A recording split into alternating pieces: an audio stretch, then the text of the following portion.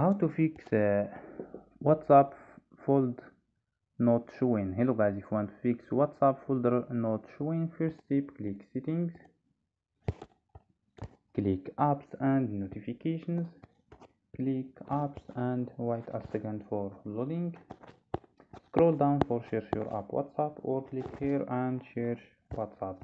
Go to force stop and click OK, and go to storage and click clear cache. Just click clear cache.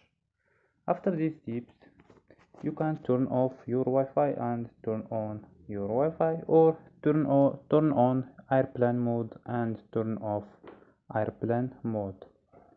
So don't forget like and subscribe. Bye.